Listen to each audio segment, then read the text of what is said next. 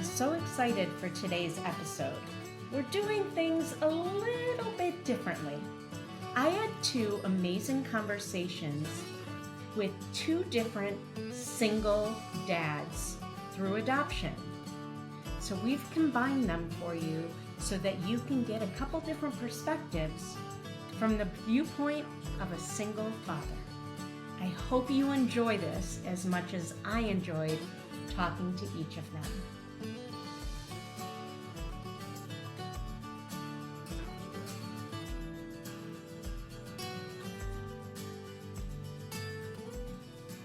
Your dream is to become a mom. My dream is to help you get there. I'm Rebecca Gruenspan, a single mom through domestic adoption and an adoption consultant for over a decade.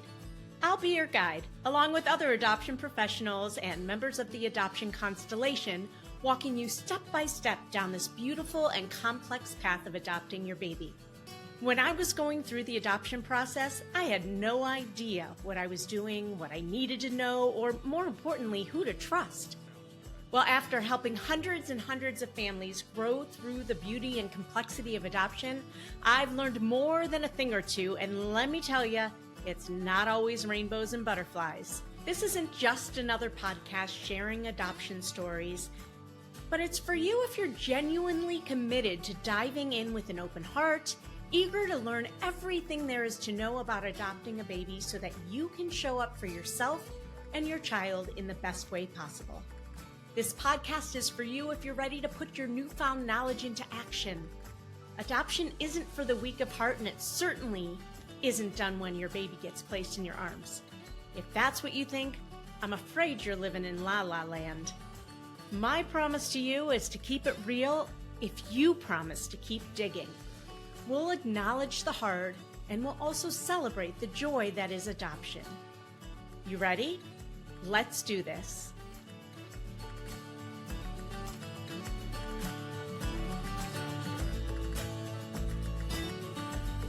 Welcome to today's episode.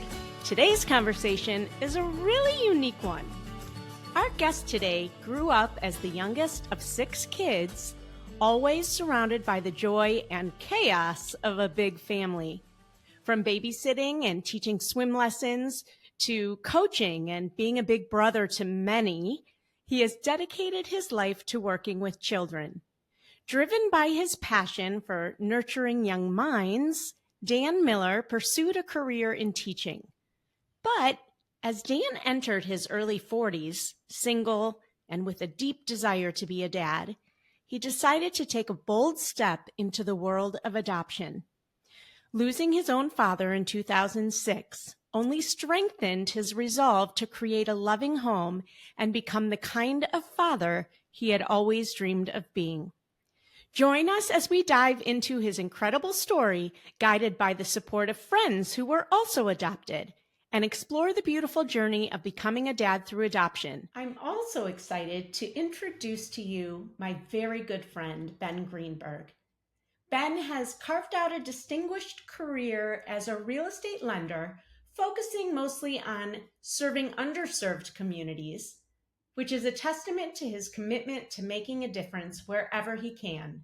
Ben's adventures extend beyond the professional sphere. He's an avid traveler, often exploring the world solo for weeks or even months, immersing himself in new cultures and usually sporting his trademark hat. However, one of Ben's most profound journeys has been as a single father. He chose to adopt 2 children from Brazil at the ages of 7 and 9, believing that adopting older children might somehow be easier. Staying in Brazil for 7 weeks to bond with his children and taking a crash course in Portuguese so that he could effectively communicate with them was probably the easy part. However, facing the unexpected complexities of his choice, he immersed himself fully in the process, never shying away from the challenges he faced over the years. Now a proud grandfather of 2, Ben's life is a remarkable story of love, resilience, and community. He never misses an opportunity to give back or to engage in deep conversations with people he just met. Today, Ben will share his unique insights into the challenges and triumphs of international adoption as a single parent. Let's dive in.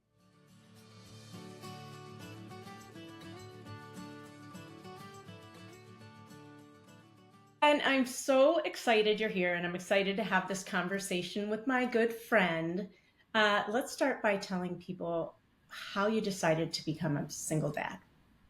So it was a kind of a it wasn't a straight line by any means, Never and is.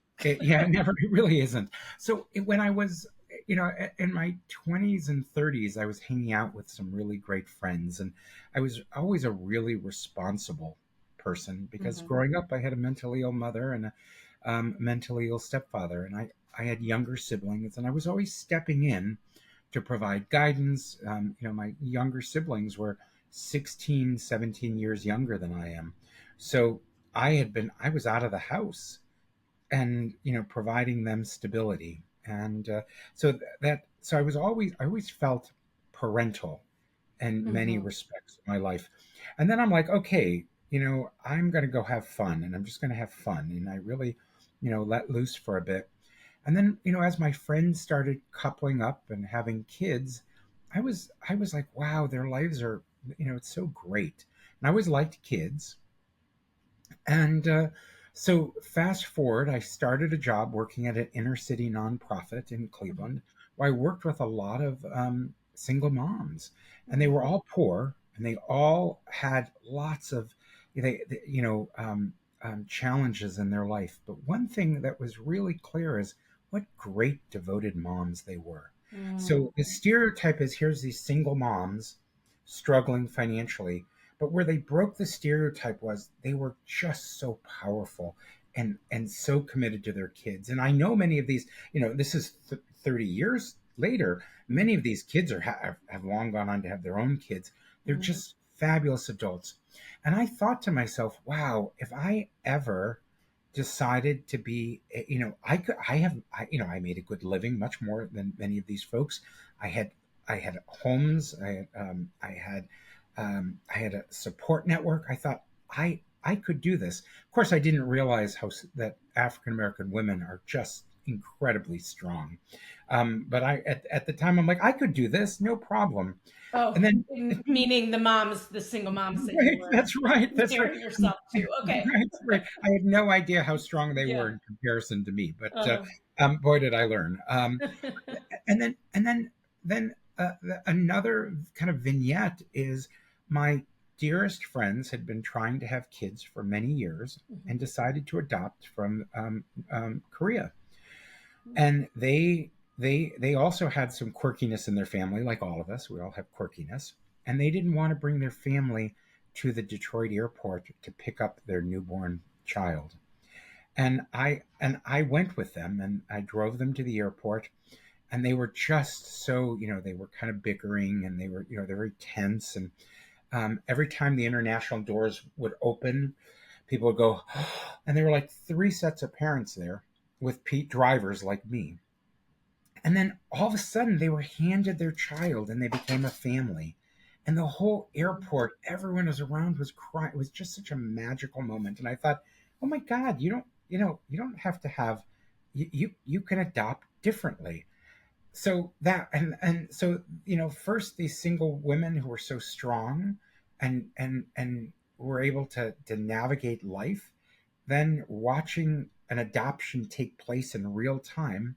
And then years later, I started another job, and I went out to lunch with a woman, and her she had just gotten married, and we were, she's an oversharer, as am I.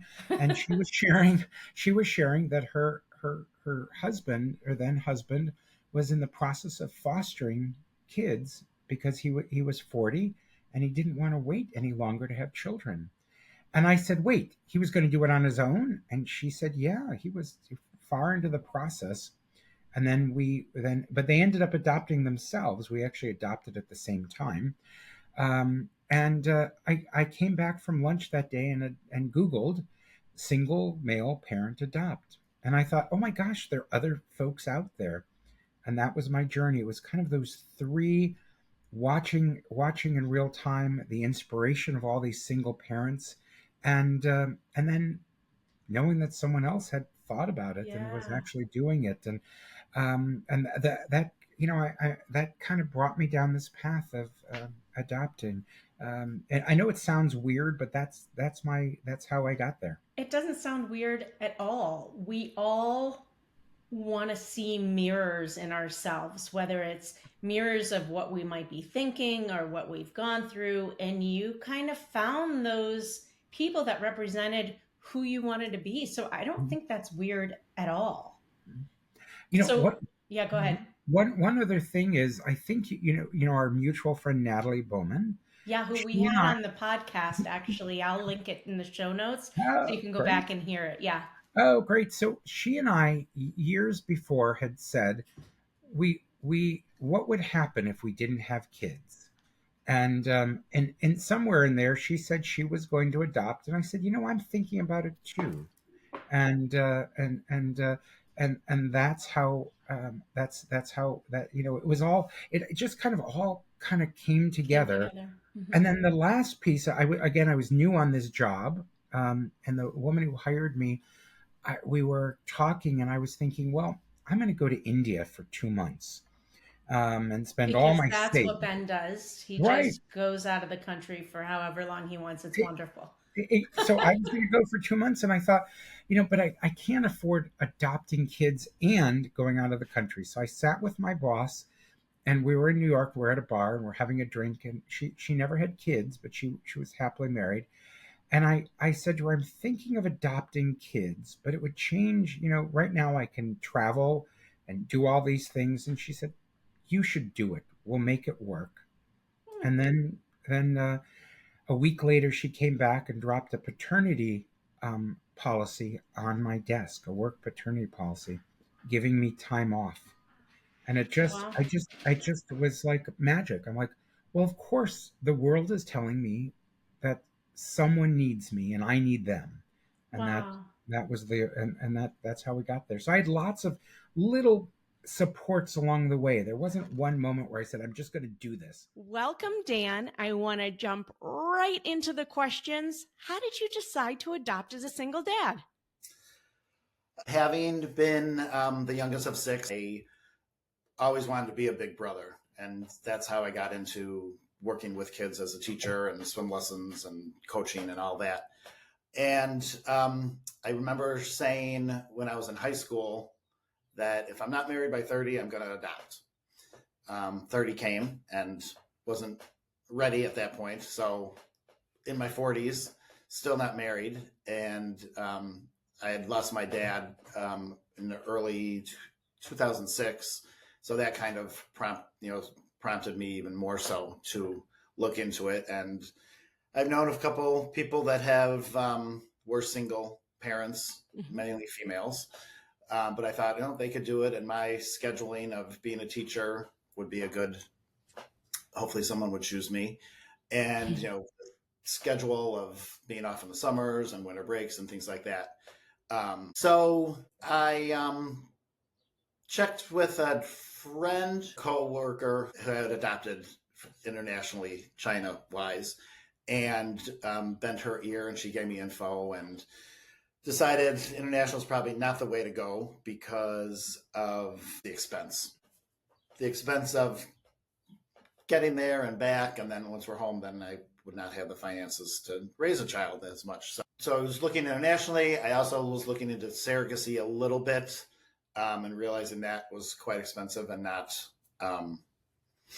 always a guarantee. Not that adoption is always a guarantee either. So I put that behind me and just started looking around in the Chicago area for local adoption agencies and went to a few with just get information from. One didn't seem like they were overly eager to help a single male because it is unusual, know what people are thinking. So I didn't go with them. And then I found another one and they had never done a single male either. So they had, a lot of questions, but they decided they would take me on. And went through all the hoops of fingerprinting, FBI stuff, home visits, and so on. I lucked out because when eventually it did come about, it was less than a year from the start. I got my profile together in May of 2010, and I got a call July of 2010. Wow. So So did an expectant mom choose you? yes, the day my daughter was born, I got the call saying someone chose you. Uh, my friend went down with me to meet the mom and to meet the baby. She said she chose me because she liked my profile. I just thought I was funny. Okay. And then 2 days later, my friend and I again went down to pick her up, and she's been with me since day 2, well, day 3 of her life.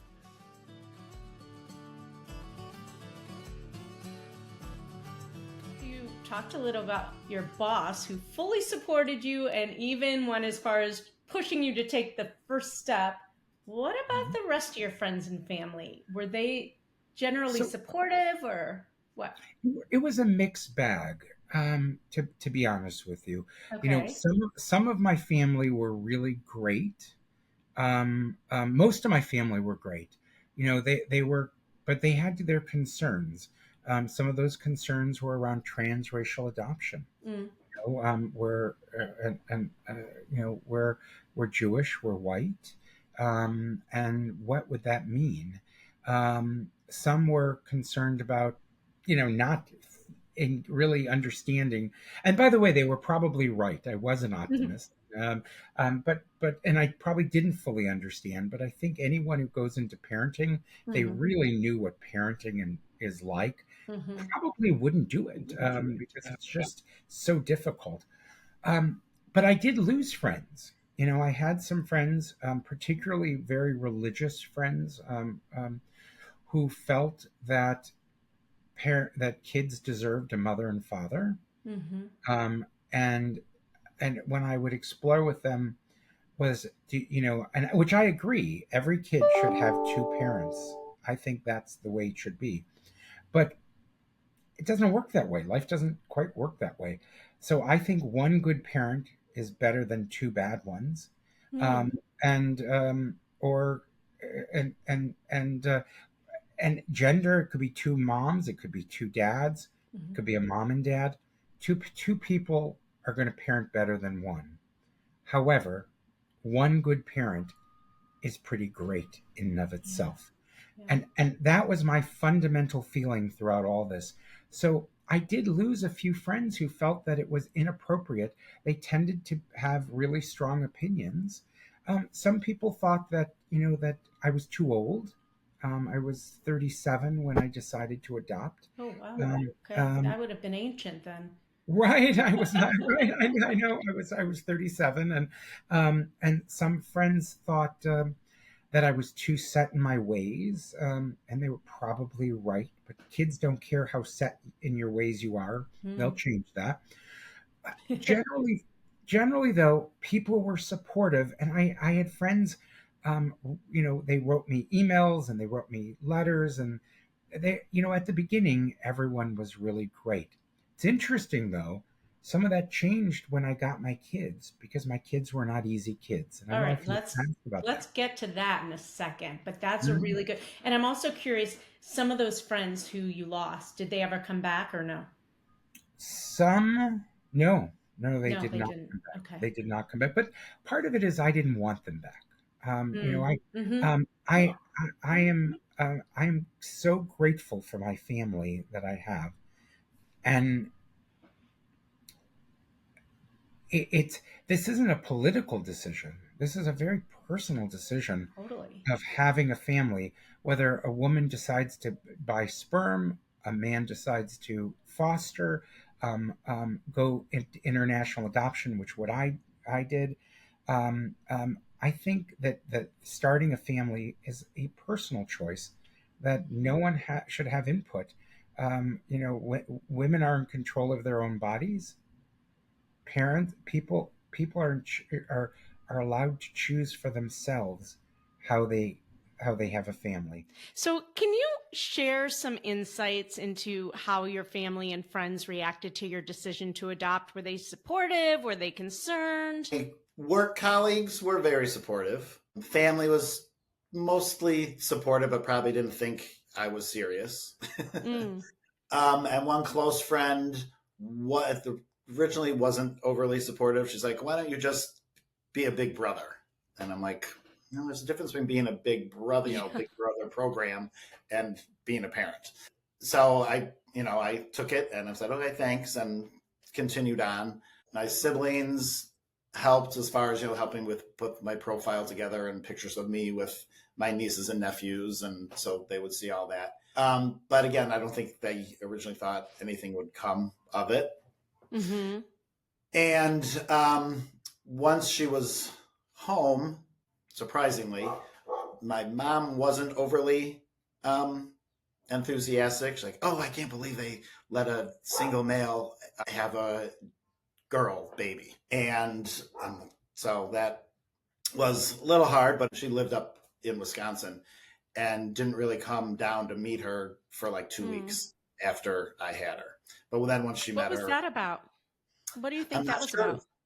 I'm not sure. I think she just assumed it was, a male is going to get a boy.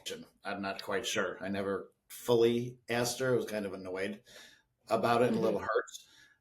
But once she met her, then, she knew it was the right, and she saw me with her and all that. She knew it was the right decision, and they had a great relationship when they were little, and everyone's happy now, and everyone's helped me tremendously. I had a cousin who watched my daughter when I went back to work, and so she ended up having the female influence when my daughter was an infant till she went to first grade. She was with my cousin while I was at work. Oh, that's so nice. That's so the nice. support system there was very helpful.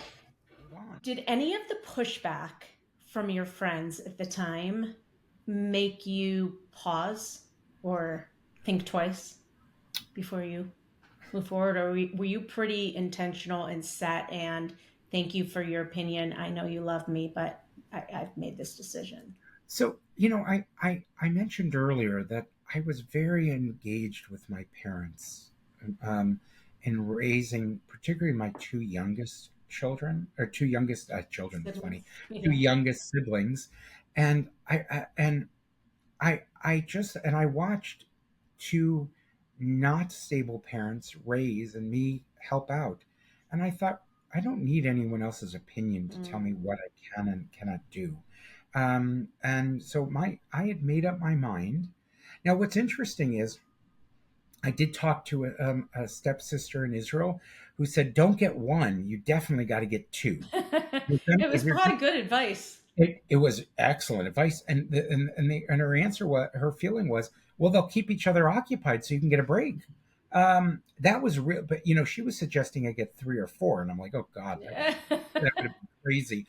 But someone else mentioned to me, are you ready to deal with handicap and kids with physical disabilities?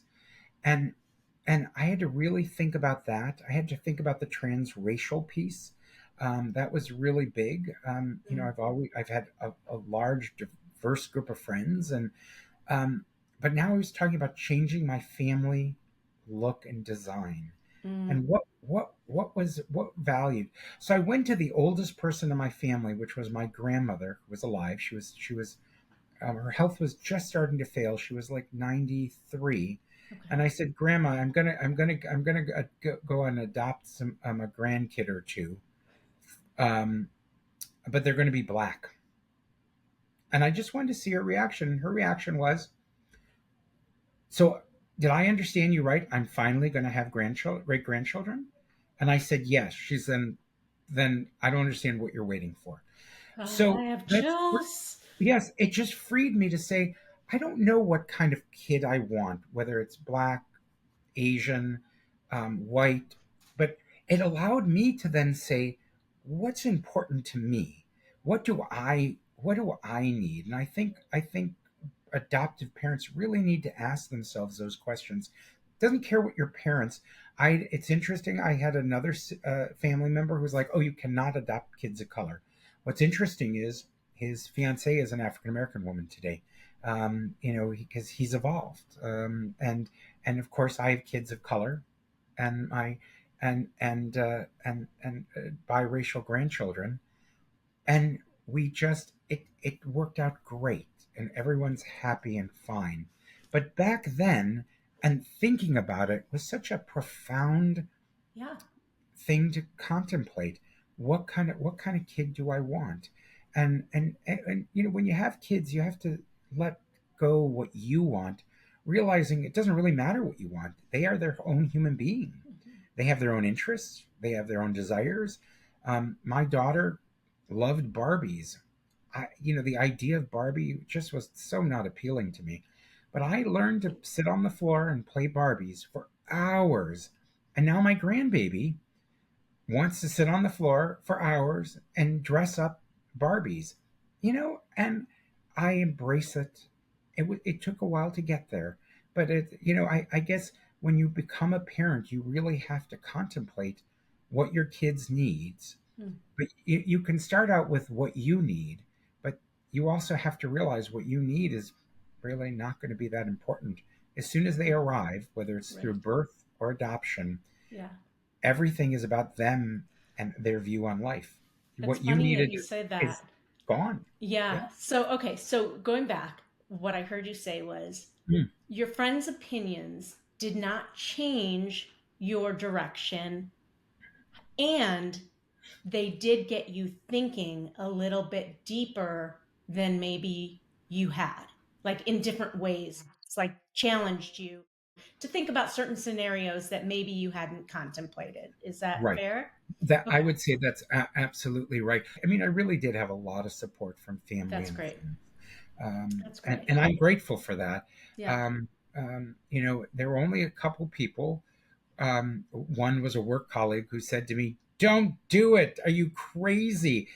But he had an adopted kid from Colombia who had significant mental health and emotional Mhm. health issues, and he was an older adoptee like mine, and knew more of what I was getting into. But his warning wasn't "don't do it."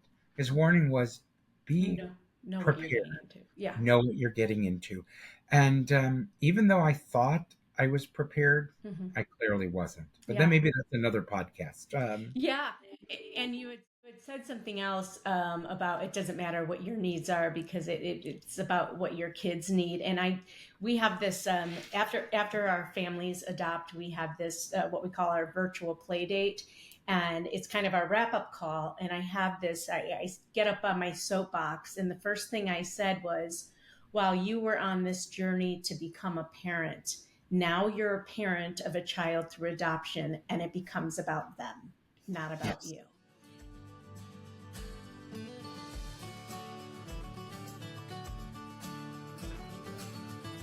So I have heard from some agencies that they have never had a problem with single dads. Most of them have never worked with single dads. So it is pretty rare, but I know that there are some out there who would love to adopt. So when you ended up working with this agency, did they give you any advice or tell you to do anything differently than they might anyone else? They asked, obviously, why I'm doing it, if I was gay or not. Had me go and talk to someone to not evaluate me, but to see if I'm not, cuckoo or whatever.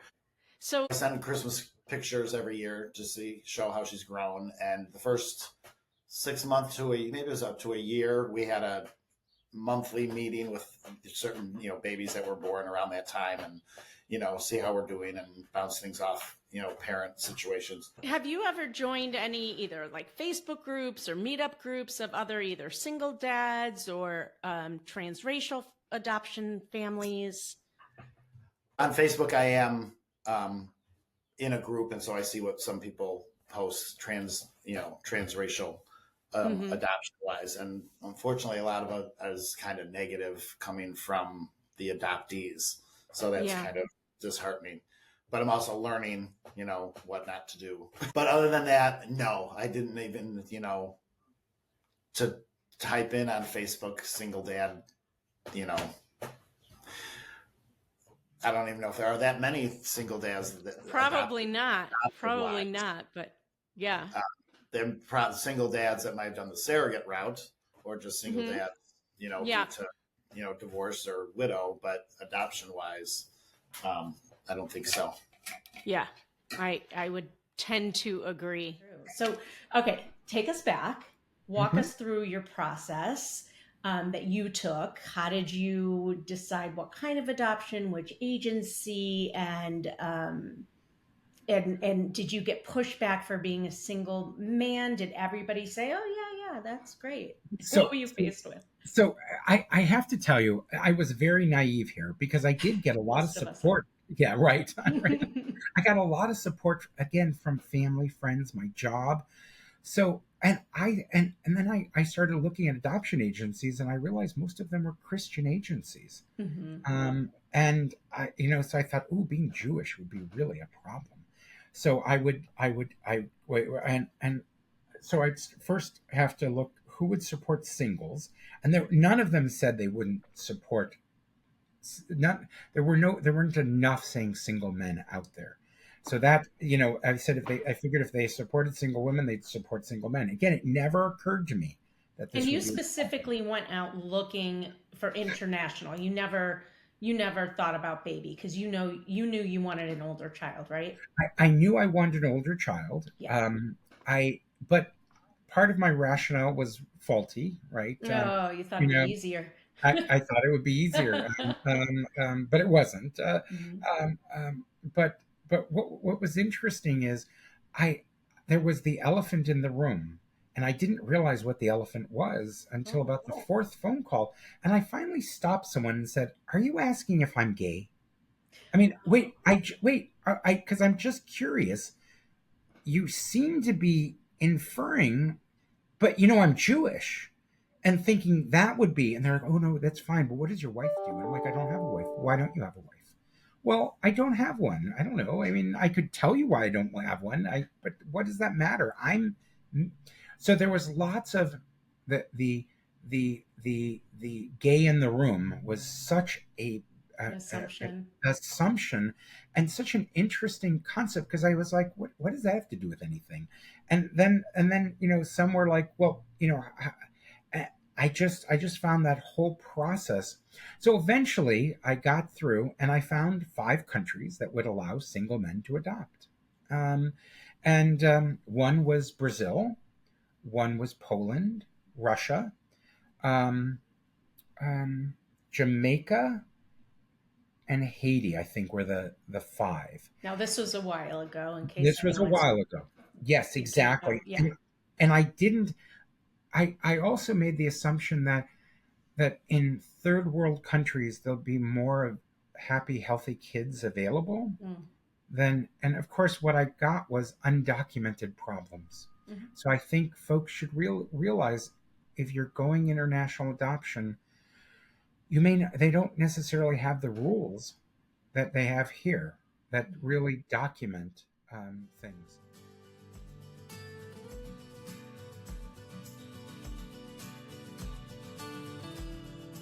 When you share your adoption journey with your daughter, what do you tell her, and what do you want her to know about your experience?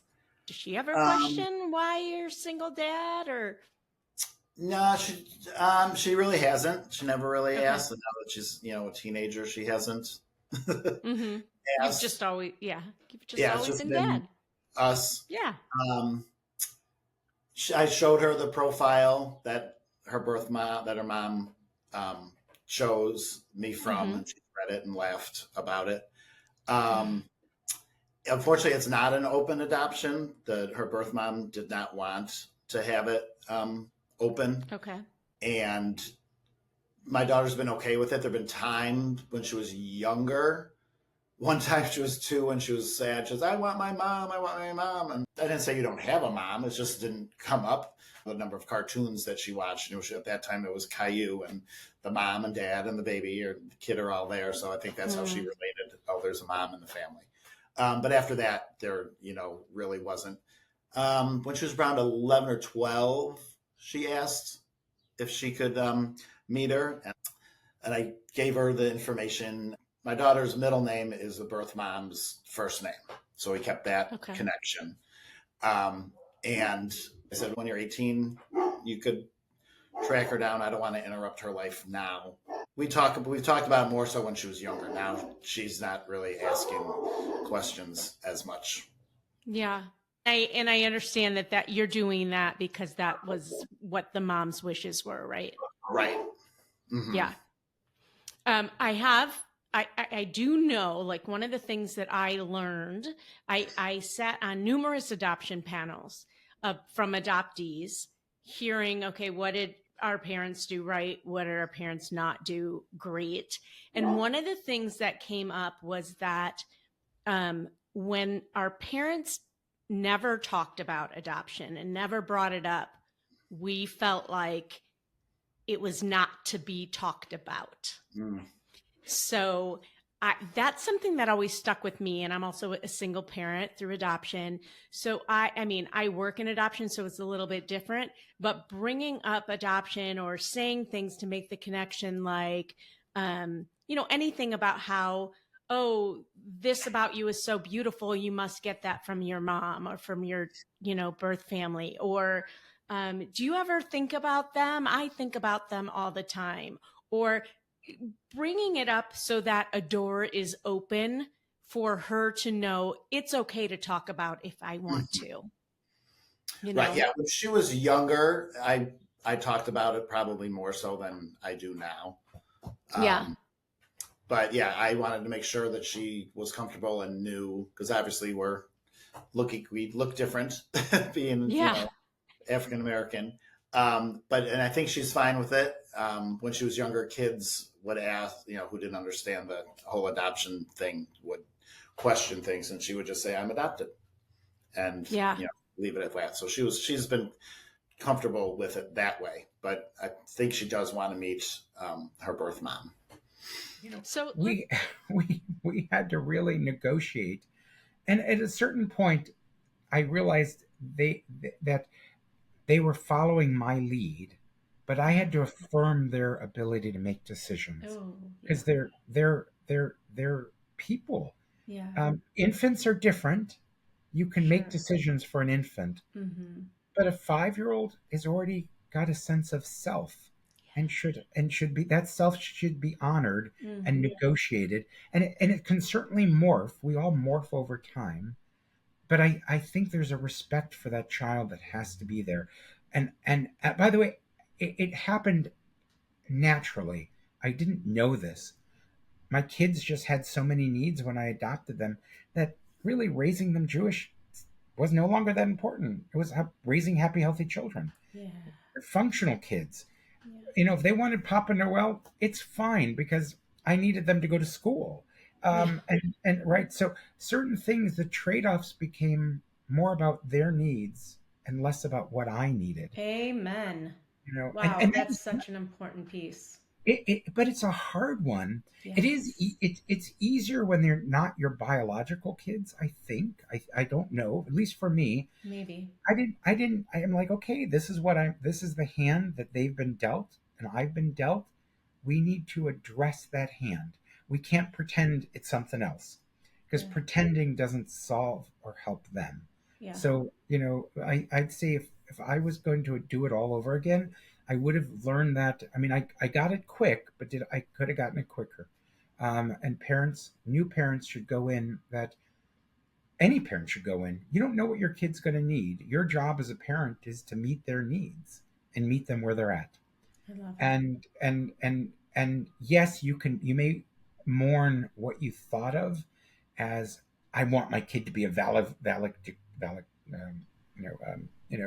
top in school, or a doctor, but those are Those aren't important. Before we go on, we're going to take a quick break, but don't go away. We still have so much to talk about. Hey there, Adoption Roadmap fam. Are you ready to take the next step on your journey to parenthood? If so, head over to our website and take our quiz. It's called, Are You Ready to Adopt? It's not just about testing your knowledge. It's about making sure you're emotionally and practically prepared for the beautiful, complex journey of adoption. Let's make your dream of parenthood a reality. Go to rgadoptionconsulting.com and take the Are You Ready to Adopt quiz today. That's rgadoptionconsulting.com. The quiz is free, and it will let you know where you are in the process and if you're ready to jump into your adoption journey.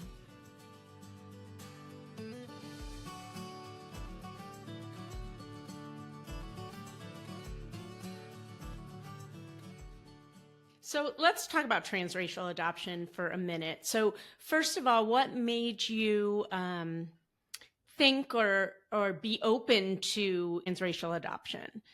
What in you knew that was okay, that you could do that? Going in, I wanted to be a dad. Didn't matter color, race, gender, whatever. I just wanted to be a healthy baby who would bring more love to my family and help out the birth mom and the child brought up the right way. So one thing I'd probably in the back of my head said, having an African-American girl would probably be hard, just worrying about the hair situation, which was silly. And but we've been, fine. And now, once we found a salon to go to, I don't do it quite as much as I did when she was little. Early on, we were reading books. I would make sure she had books that the characters looked like her, and even since she's been born, there have been more books coming out with diversity sake in it. Yeah. And being a teacher, I'd find books at the library, either at school or at home, and read them to her just so she would see people that looked, like her. And unfortunately, we moved from one area to where we currently are. And we chose here because I knew it would be a little bit more diverse than where we were. It's more diverse Hispanic than African-American. But there's a military housing nearby. So when she was younger, she had quite a few friends that were African-American, but then being in the military, they moved away. So she graduated 2 weeks ago, and she was the only African-American girl in her class.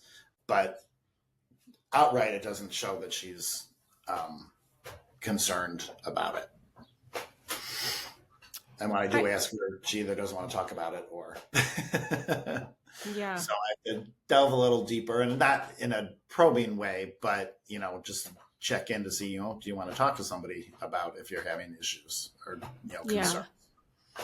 Yeah, that's definitely one of the things I also heard was that the adoptee panel that I heard, the other message I got was that every adoptee needs a therapist, and that the therapist has often become the number one support for them through their lives. Mm-hmm. So something to think about. I know, and it's hard to find somebody who knows adoption and knows all the nuances of that. Do you ever get questions either when you're out with your daughter or otherwise? Let's talk about when you're out with your daughter. Do people ask or question who you are or ask stupid questions in front of her? And I know I get that. My son is Mexican. I remember one time when he was a baby and I was out at some shop, and it was a Mexican shop. And so the workers looked at me, looked at him, looked at me and said, "Is your husband Mexican?" And I said, "No." I mean, I'm single. I didn't have a husband. I just felt like fucking around with them a little bit. But do you ever get questions like that are just... Not really questions. I've had, when she was little, we'd go down and take the train downtown Chicago. And sometimes I'd get looks. There was one time we stopped in a Starbucks and she was standing in front of me, and the barista or whatever saw her and asked, "Oh, where's your parent?" it was an African American asking my daughter this, thinking she was there by herself. And we both, he looked at me, or my daughter looked at me and said, he's right here. And I said, oh, I'm with her. And then that was it. And I got the impression that barista was not very open, about it. Like, oh, but then we've gone by and we were in the city and we walked by someone and they said, oh, great hair, because of the way her hair was that day, or a compliment to me. Oh, I've done a nice job on her hair. I think I've had more positive than negative with other African Americans directly. One that really sits in was probably only like 5 years ago. Actually, it was before COVID. We were at just a hot dog joint and we walked in, we were ordering, and while we were waiting, a gentleman and his wife were sitting in a booth, and he came up to me and I didn't know what he was. And he put his hand out and he just shook my hand and said, good job. He was an African-American man. Yeah. So he could tell, I don't know if he just tell the connection we had, or that she's being raised the right way, or thank you for helping. So I've had semi more positive that I'm aware of. There maybe be others, talking behind my back, or, giving me looks as we would walk by together. But for the most part, they've been pretty positive. That's awesome. That's nice affirmation for sure. So let's talk about her hair for a minute. How did you learn, and when did you realize that that was an important thing? Early on, when she arrived home, I started, when I had the time to look online how to take care of African-American hair and female hair. And so thank goodness there was the internet when she was a baby to help with. I didn't overly style it. We were, easy, comb it, brush it, put it up in a puff till she was probably 5. Sometimes it was a big puff, sometimes or it would just be free with a headband. And then it wasn't overly growing well enough. So I'm really, it should be in a protective style so it will start growing. So my cousin, who was watching her all those times, originally worked near a hair salon that was an African-American hair salon. We started going there, and we pretty much been going there ever since. Awesome. But she's not a fan of doing her hair or getting her hair done. Being the age that she is, she could probably do some of it herself or do big braids to style it. But, we get it styled, and 6 weeks later we get it styled again. And Yep. Okay. So you're in a transracial adoption. Your kids are brown, Brazilian, and you are white, right? They're totally Brazilian. Okay. That's correct. So they're brown, and the father of my daughters. And then you have. And my daughter's ex is African American. Right. So, okay. So her kids are transracial. Yep. So you have white, black, and Brazilian in your Brazilian brown, correct? Family. Okay. So what types of questions do you get when you're out together, and do you ever get them around your kids? Tell me about some of those. I mean, we all do. At some point. Yes, we do. Often, I get, are they mine? I get, are they yours? Particularly when the younger ones, they run in front of me, and they're maybe 4 or 5 feet in front of me, and someone's like, "Where's the absentee parent?" And I'm like, "I'm here. I just can't keep up. They're running. It's not like they're running into the street." All right. That's typically white folks. My granddaughters call me Zadie, which is Yiddish for grandpa, and I was at a park, and a woman turned to her friend with me standing right there.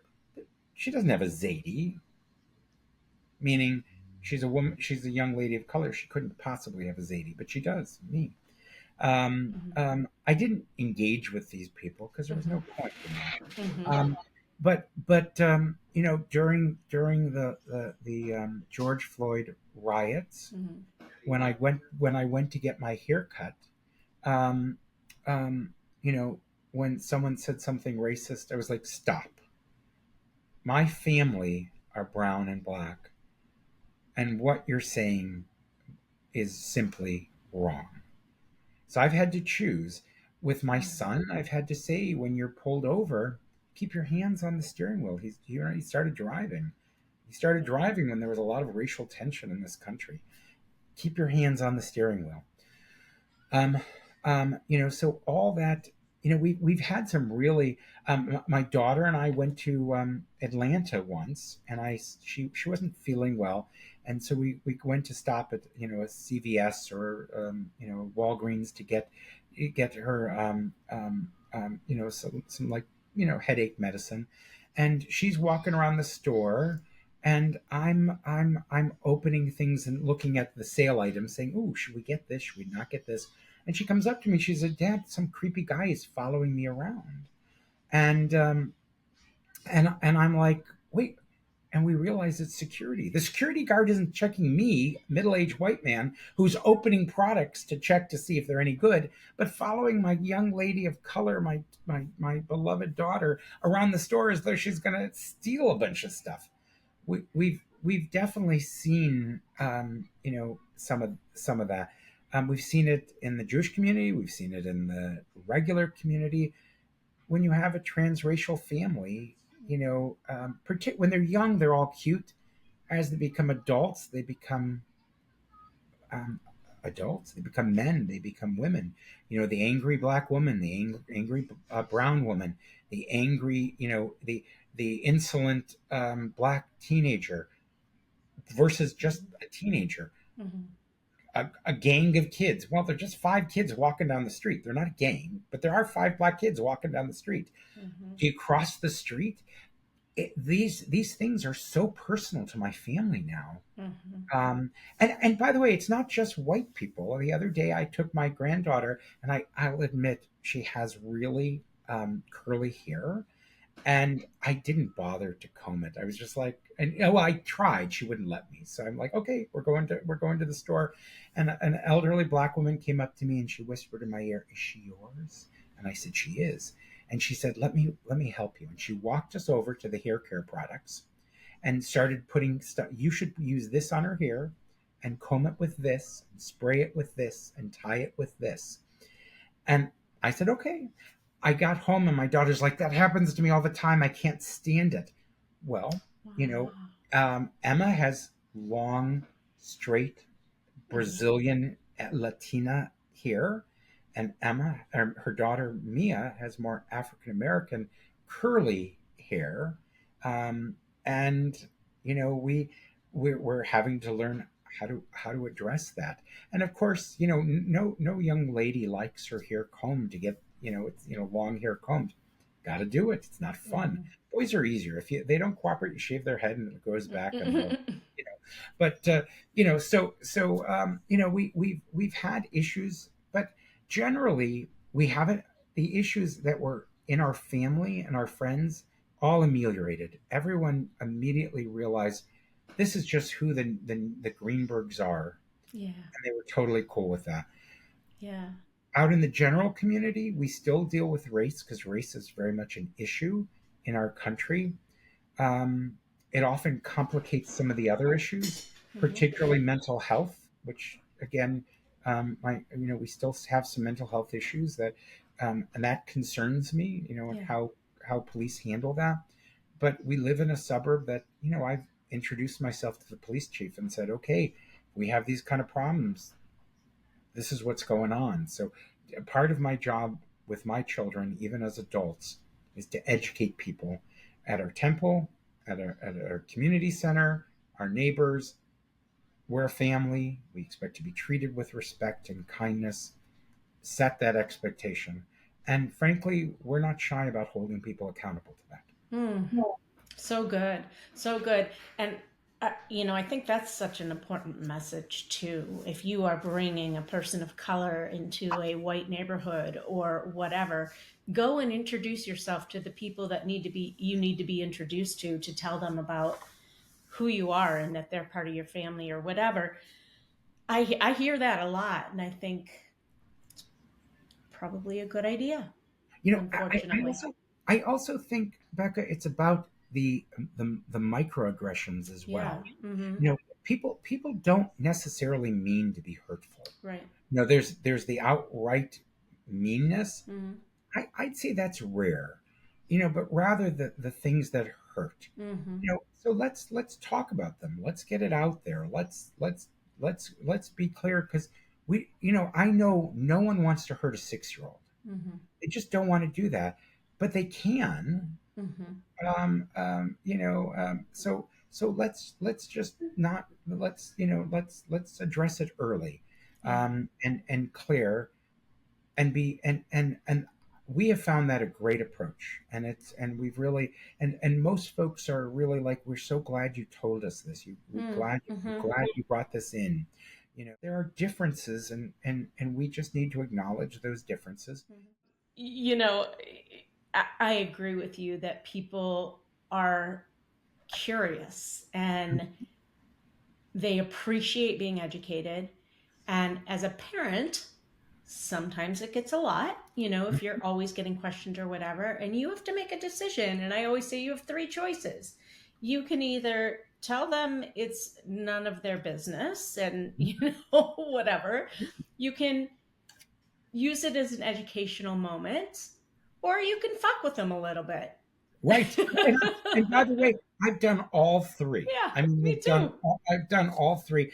More often than not, people want to know their adoption stories. It's not their business. It's not their business. I don't think they need to know, other than, there's an adoption trauma. But aside from that, look, when they're ready to discuss it, they will discuss it. Yeah.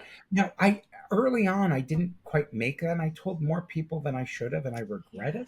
Yes. I'd caution parents to keep that stuff to themselves, because it's not their story; it's their kid's story. Amen. But c'est la vie. I did. But now I don't. And I even asking my son Ado about having this going on this podcast. I asked him a question, and he's like, "Oh, I need to think about it before I even tell you any more about how I feel," because this is such a sensitive subject. Yeah. Now, some folks aren't as sensitive about it, but mine are, and it's their story. So I would caution, use their story. But I love when I screw with people, and I love when again, I was telling you about getting my hair cut. I let the woman finish. I was watching her put her foot in her mouth and buried it deeper and deeper and deeper. So I pulled out the pictures of my Black grandchildren and said, "These are my beloved grandchildren." Yeah. To me, it's more about my neighbors. I think it's really important that people recognize cute Black and brown kids turn into regular old adults that may be opinionated, that may be surly, that may be, well, like all their kids. They're not anything to be scared of. That they're just another flavor, and just enjoy that flavor.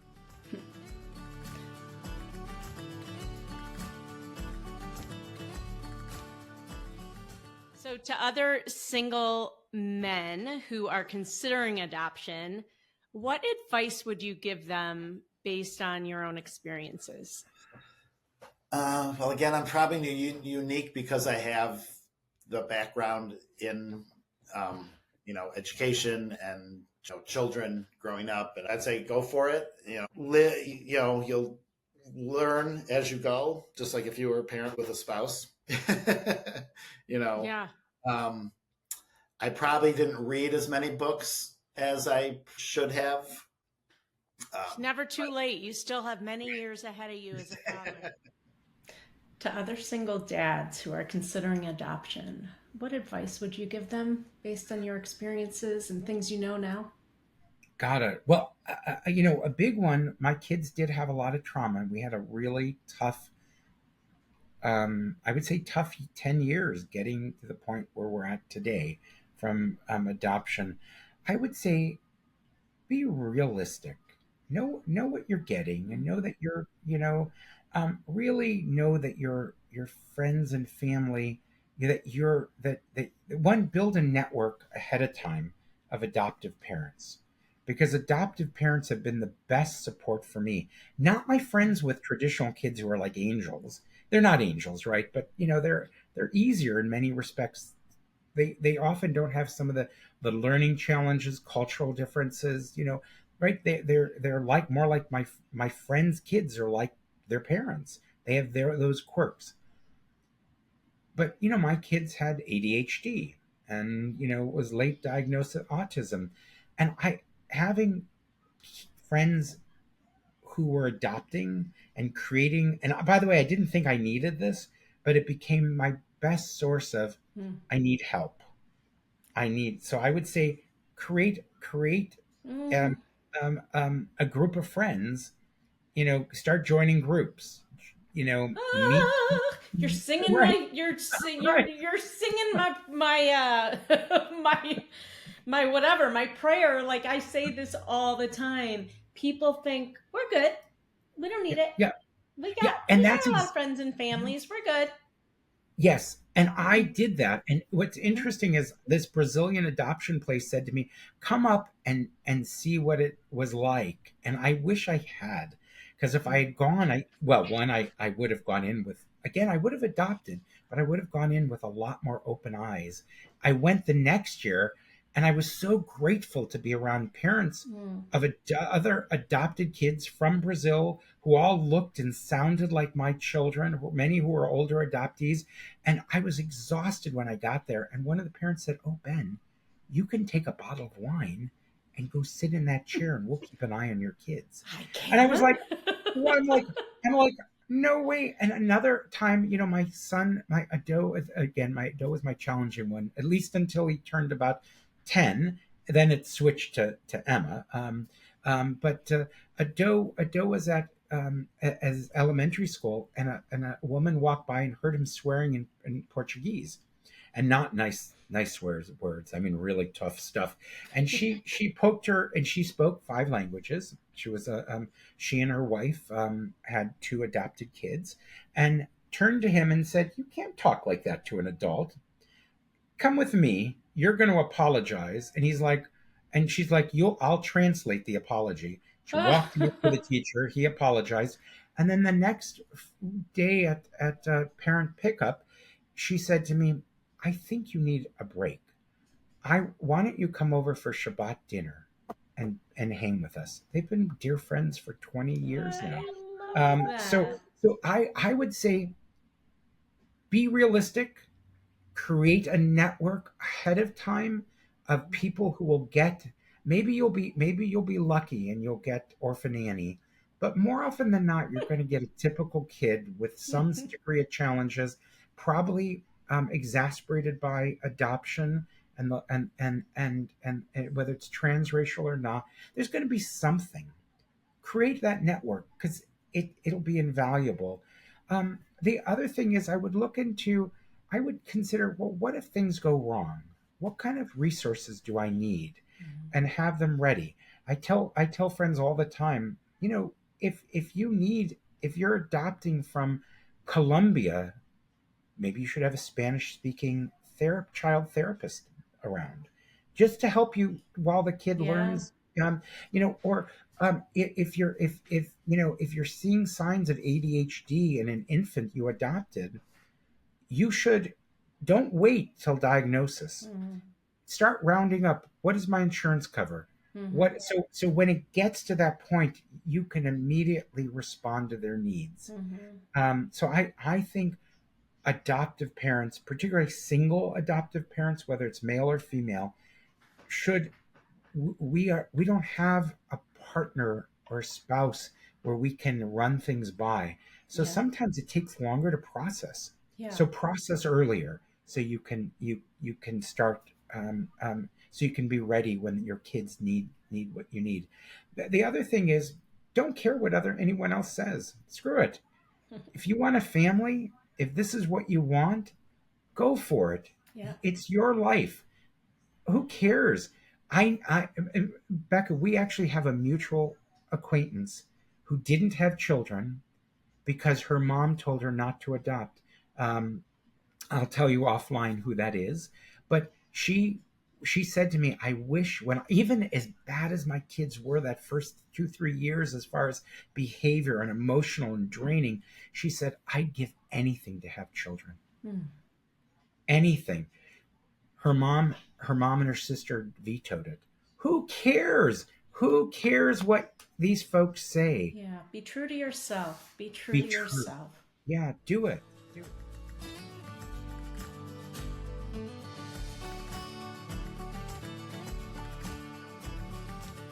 So, what are some of the unexpected joys you've experienced as a single dad? Probably being accepted by the African American community, seeing that I'm doing a good job of it. That's one. The time that we're obviously almost always together since just the two of us, unless she's, but now that she's more on her own with friends and stuff, but just the having the time together. Yes, I work with kids all day and then I come home and it's just one instead of 20. And just hearing what she's done during the day, just, regular parenting stuff. Yeah, I love it. That's awesome. How has your adoption journey or adopting your daughter impacted your overall perspective of adoption? When she was little, she's like, oh, I want a brother and sister. I for sure would have done it, again, if I financially could have afforded it. And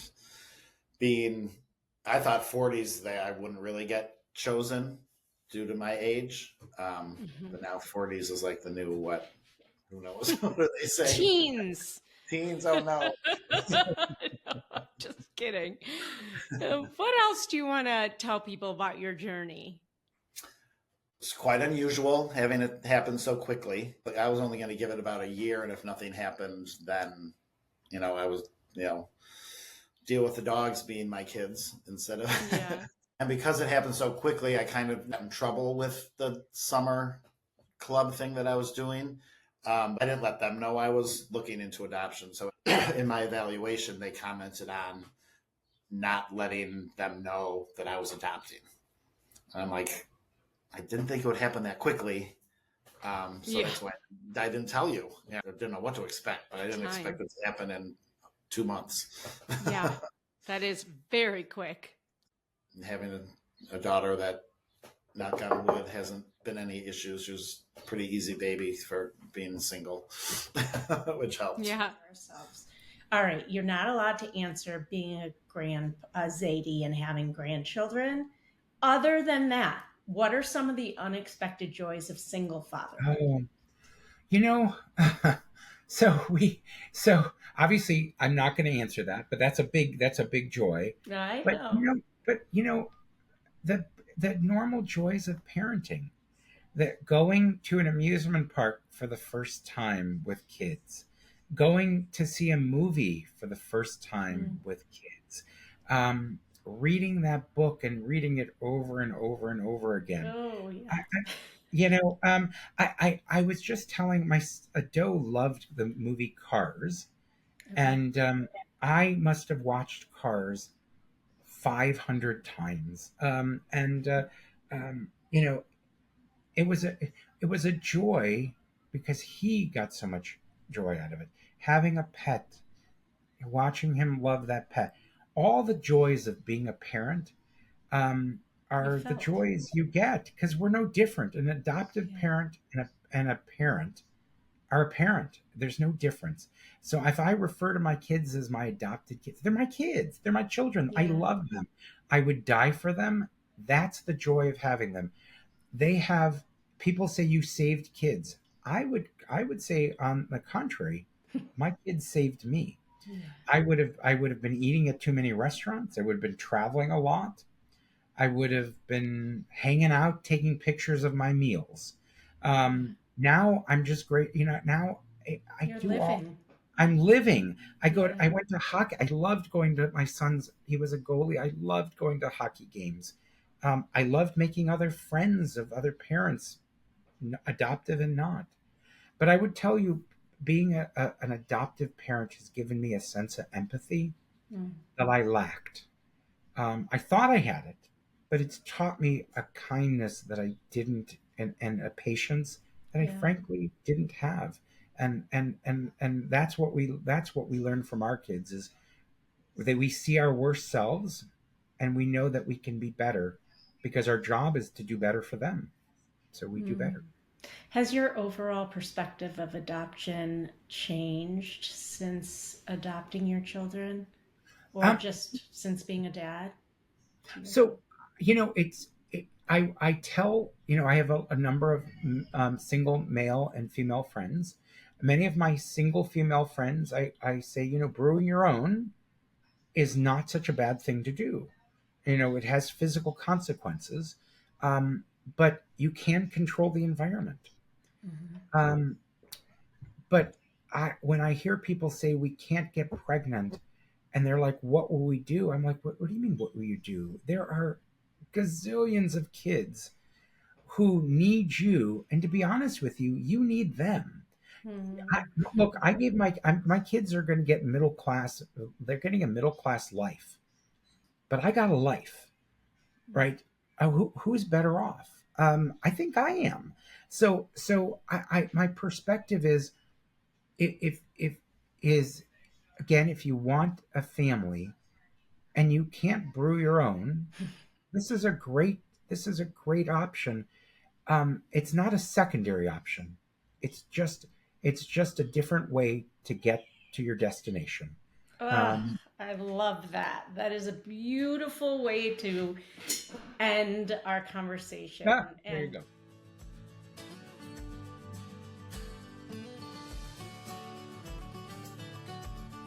before I let you go, though, I'm going to do a quick fire round.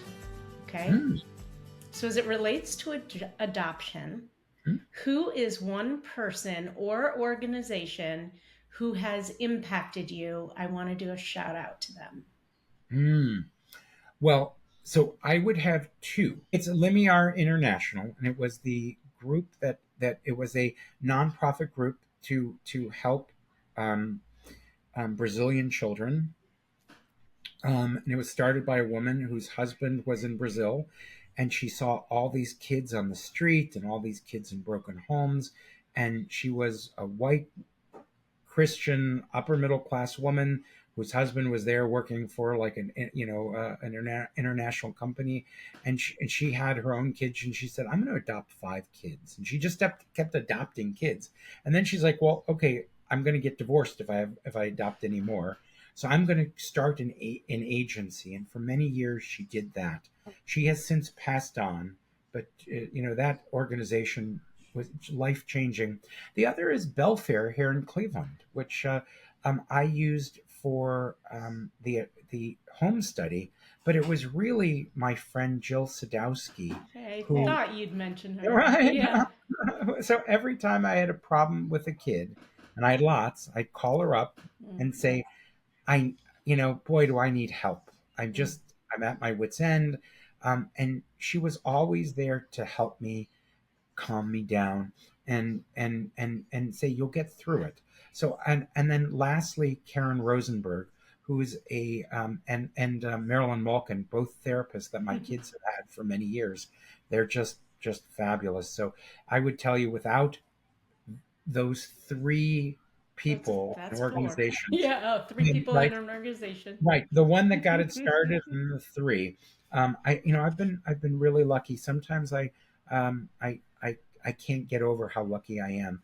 Um, Awesome. so Awesome. that's the shout out to Karen Rosenberg, Marilyn Malkin, Jill Sadowski, and Limiar, which is no longer around, at least in the United States. What's an insult that you've received that you're proud of? Can you think of one? Oh gosh. Oh well, it's almost typically around, it's typically telling me how to parent my children. So it's always, it's kind of the theme of you can't control them, and I'll be like, and I'm like, what do you mean control them? They were kids. They were kids with emotional and social issues, and I'm like, but I often one of the biggest, and I can't tell you, it comes from every walk of life, every race, everyone is, they know how to parent my children better than I do. Mhm. And my daughter deals with this now with her daughter. And she gets mad because her daughter's typical, but I had two special needs kids. And I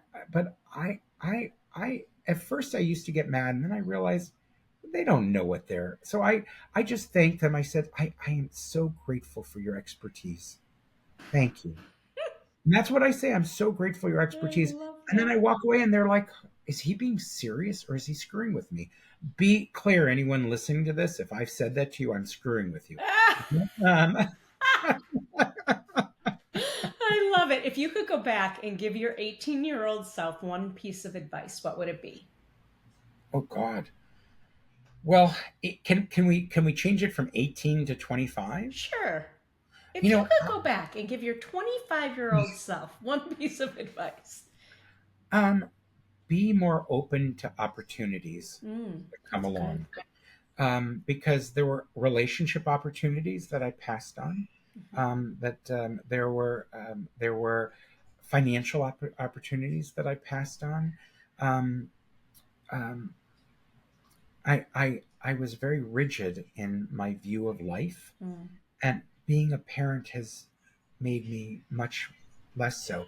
If I could take the lessons of being a parent, and I'd also be a lot more forgiving to people around me. Mm. That's the other thing is So let good. just let people be people, and you'll have better relationships.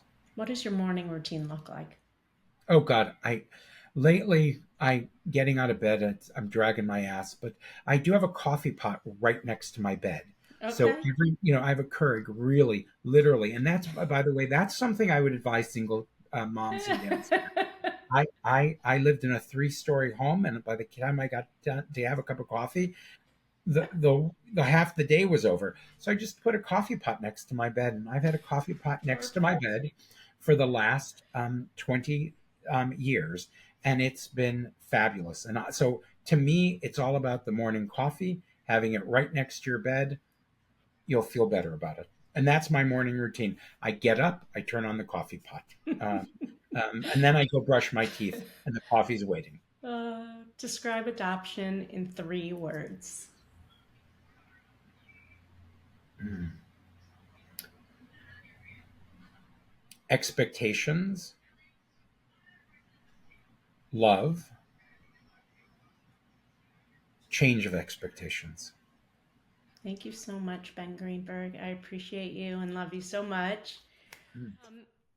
Well, thank you for this, and thank you for sharing your story. Just a couple like quick fire questions to wrap it up. As it relates to adoption, who is one person or an organization maybe that has impacted you? The agency that I used for my daughter, Adoption Center for Family Building. Okay. Yep. I know.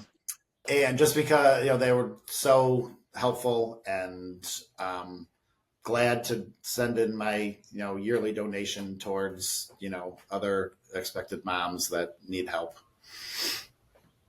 Awesome. and taking a chance on me. If you could go back and give your 18-year-old self one piece of advice, what would it be? Be a little more of a risk taker. That's awesome. Describe adoption in 3 words.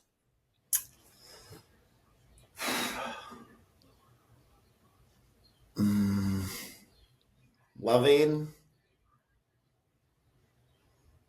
life-changing, and surprising. Dan Miller, thank you so much for sharing your story today. If you liked what you heard today, I hope that you'll give us a 5-star rating and a review. Tune in every Wednesday and Friday for another episode of the Adoption Roadmap podcast. And remember, success is a continuous journey. If you find yourself veering off course, just steer back onto the roadmap until you reach your destination. And whatever you do, never lose hope. Hope is that light inside you that will lead you to your dreams. Thanks for tuning in. Bye-bye. Well, I hope you enjoyed that episode of the Adoption Roadmap podcast. If you did, I have a few favors to ask of you. First, please hit subscribe so you never miss an episode. And while you're at it, I'd love to hear your takeaways. Please write a review and let me know what you liked. And if you have a question or a suggestion on what you'd like to hear, I'd love to hear that too. Please shoot me an email at support@rgadoptionconsulting.com and let me know what you'd like to hear about. And if you have a question, I may just answer it online. Thanks again for listening. Tune in every Wednesday and Friday morning for a brand new episode of the Adoption Roadmap podcast. Until next time, bye-bye.